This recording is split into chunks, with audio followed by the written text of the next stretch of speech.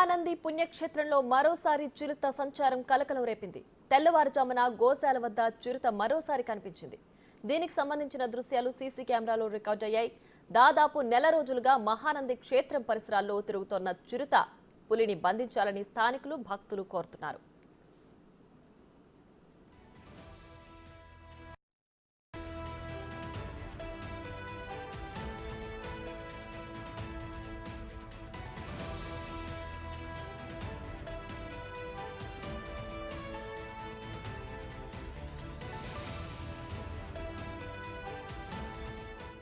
మహానంది పుణ్యక్షేత్రంలో మరోసారి చిరుత సంచారం కలకలం రేపింది. తెల్లవారుజామున గోశాల వద్ద చిరుత మరోసారి కనిపించింది.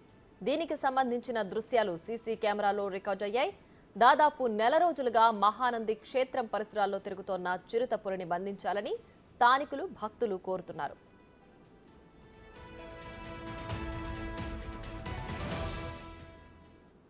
రైటిక మహానంది పుణ్యక్షేత్రంలో గత నెల రోజులుగా చిరుత పులి సంచారం చేస్తోంది. దీనికి సంబంధించి మరింత సమాచారం మా ప్రతినిధి శ్రీరామ్ ఫోన్ లైన్ లో అందిస్తారు. శ్రీరామ్, చెప్పండి, చిరుత పులిని బంధించే చర్యలు ఏమైనా చేపడుతున్నారా? పూర్తి డీటెయిల్స్ ఏంటి?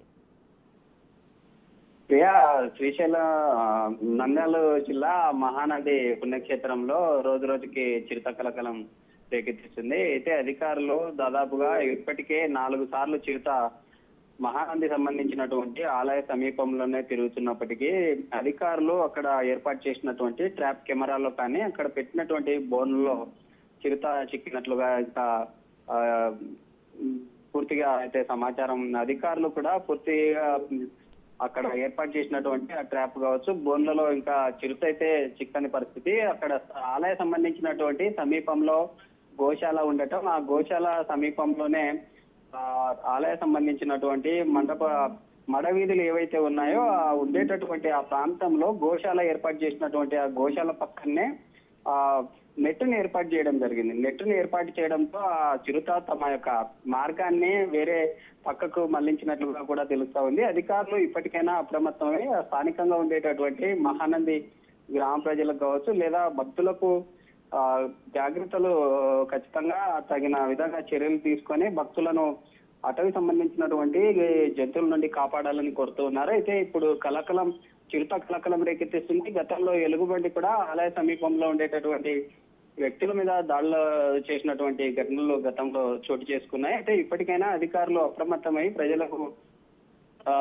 రక్షణ కల్పించాలంటూ కూడా కోరుతున్న పరిస్థితులు. ఏదేమైనప్పటికీ మహానంది సంబంధించినటువంటి ఆలయ పరిసర ప్రాంతాల్లో భక్తులు వేసేటటువంటి వ్యర్థాలను తినడానికి వస్తుందా, లేకుంటే ఆలయ సంబంధించినటువంటి సమీపంలో ఉండే గోవుల కోసం వస్తుందా అనేటటువంటి అంశం అయితే ఇప్పటికీ కూడా అధికారులు చిరుతను బంధించడంలో పూర్తి విఫలమయ్యారు. ఇప్పటికైనా తగిన చర్యలు తీసుకోవాలి. ఇప్పటికే ఈ నెల రోజుల్లోనే దాదాపుగా 4వసారి చిరుత కనిపిస్తున్నప్పటికీ ఎలాంటి చిరుత సంబంధించినటువంటి ఆచూకీని కనిపెట్టడంలో అధికారులు విఫలమయ్యారంటూ కూడా తెలుసు. రైట్, నెల రోజులుగా చిరుత అక్కడే సంచరిస్తున్నట్లుగా కూడా స్థానికులు భక్తులు చెప్తున్నారు. అలాగే సీసీ ఫుటేజ్ లో చూస్తే కూడా చిరుత చాలా విశాలంగా అక్కడ తిరుగుతున్నట్లుగా కూడా తెలుస్తోంది. మరి దీనికి సంబంధించి ఇంకా పకడ్బందీ చర్యలు తీసుకోవాల్సిన అవసరం ఉందా?